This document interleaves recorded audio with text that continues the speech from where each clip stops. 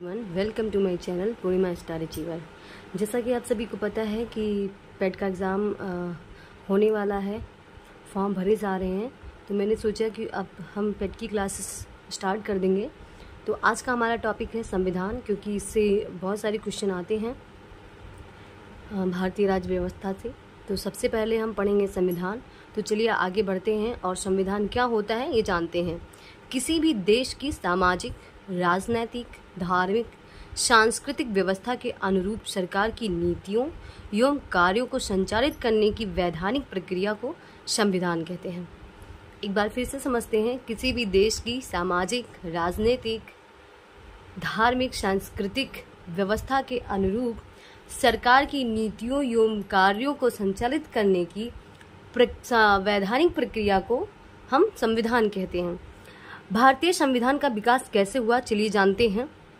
भारतीय संविधान एक लंबे संवैधानिक विकास का परिणाम है, जिसकी शुरुआत ब्रिटिश शासनकाल में ही बनाए गए अनेक अधिनियमों द्वारा हुई। भारतीय संविधान को शुरुआत सर्वप्रथम रेगुलेटिंग एक्ट 1773 से हुई।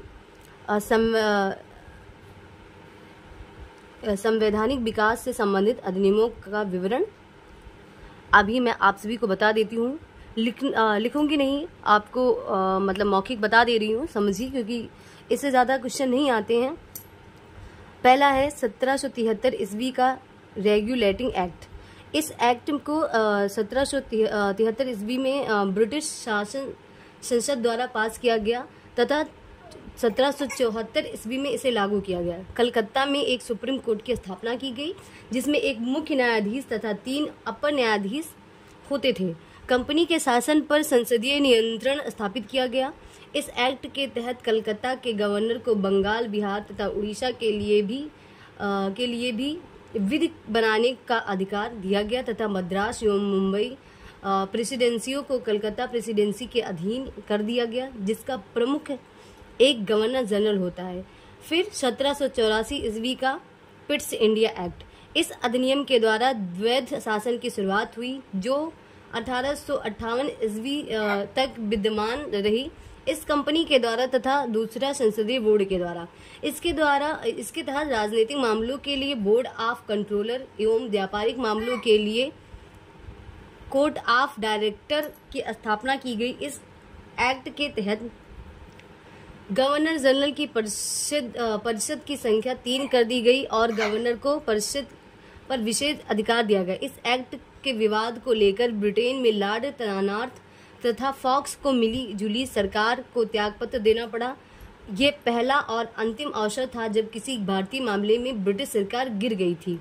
1813 ईस्वी का चार्टर अधिनियम। 1813 ईस्वी के चार्टर एक्ट के द्वारा कंपनी के भारतीय व्यापार के एकाधिकार को समाप्त कर दिया गया, यद्यपि उसका चीन के साथ तथा चाय के व्यापार का अधिकार चलता रहा। इस एक्ट के तहत 1 लाख रुपया प्रतिवर्ष भारतीय विद्वान के प्रोत्साहन देने तथा साहित्य के पुनरुत्थान के लिए रखा गया। इस एक्ट के तहत पहली बार भारत पर संवैधानिक स्थिति स्पष्ट की गई। –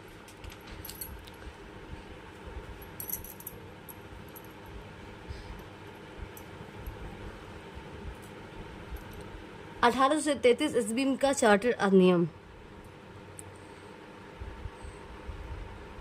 फिर आया 1853 ईस्वी का चार्टर अधिनियम। फिर 1858 ईस्वी का गवर्नर ऑफ इंडिया एक्ट। 1861 ईस्वी का भारतीय परिषद अधिनियम। 1892 ईस्वी का भारतीय परिषद अधिनियम। 1909 ईस्वी का भारतीय परिषद अधिनियम। 1919 ईस्वी का मॉन्टेग्यू चैम्सफोर्ड सुधार भारतीय प्रशासन अधिनियम। फिर 1935 ईस्वी में भारतीय प्रशासन अधिनियम। 1935 के अधिनियम पर भारतीय द्वारा प्रक्रिया। फिर 1947 ईस्वी का भारतीय स्वाधीनता अधिनियम। ठीक है। फिर आइए जानते हैं संविधान सभा, जहां से हमारे क्वेश्चन आते हैं। ठीक है। संविधान सभा।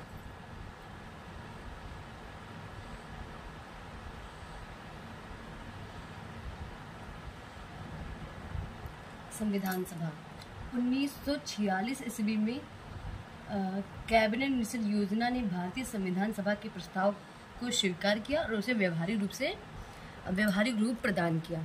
किस सन में? सन 1986 में कैबिनेट मिशन योजना के तहत,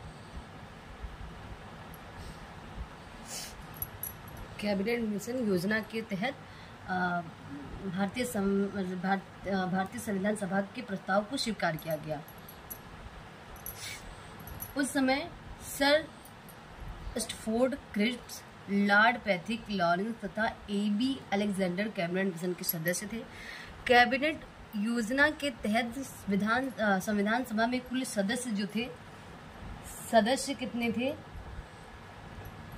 सदस्यों की संख्या थी 389, जिनमें से 292 ब्रिटिश प्रांत, 292 ब्रिटिश प्रांत और 93 भारतीय सदस्य, 93 भारतीय रियासतों से, रियासत और 4 सदस्य चीफ कमिश्नर के प्रांत से। 4 सदस्य जो थे वो थे चीफ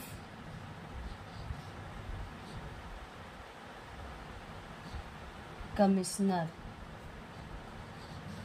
के प्रांत से थे।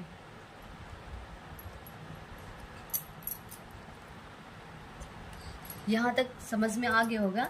संविधान सभा में प्रत्येक प्रांत से प्रति 10 लाख जनसंख्या पर एक सदस्य निर्वाचित किया जाता था।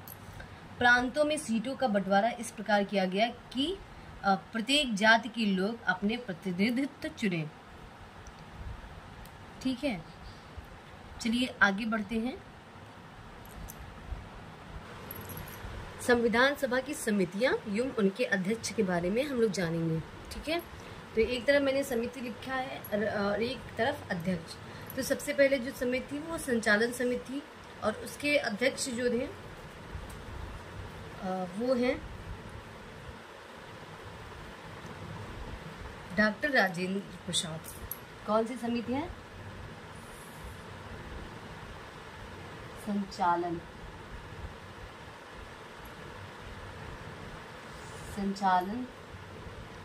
संचालन समिति, और इसके जो अध्यक्ष हैं थे मतलब डॉक्टर राजेंद्र प्रसाद, डॉक्टर राजेंद्र प्रसाद। फिर है संघ संविधान समिति, संघ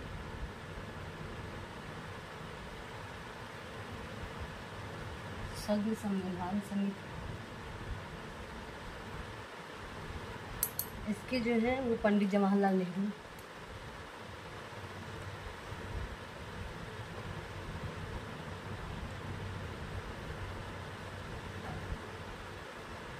पंडित जवाहरलाल नेहरू। फिर प्रांतीय संविधान समिति है, प्रांतीय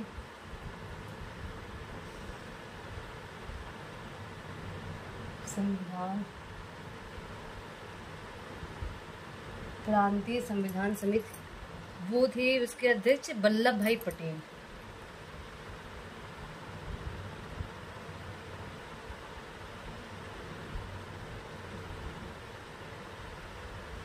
वल्लभ भाई पटेल।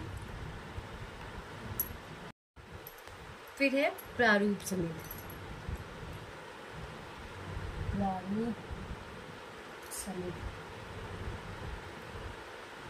तो इसके अध्यक्ष थे doctor B.R. Ambedkar, doctor B.R.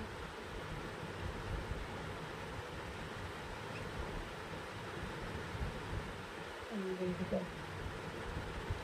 ठीक है, फिर है संघ समिति,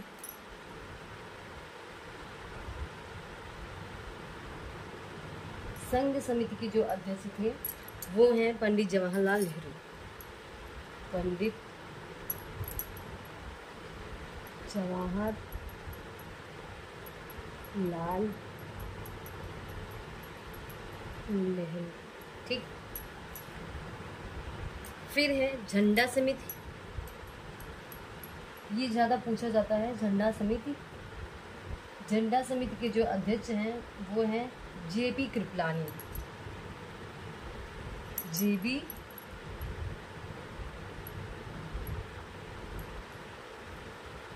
कृपलानी। फिर हैं रियासत समिति के अध्यक्ष, रियासत समिति के जो अध्यक्ष हैं वो हैं डॉक्टर राजेंद्र प्रसाद। डॉक्टर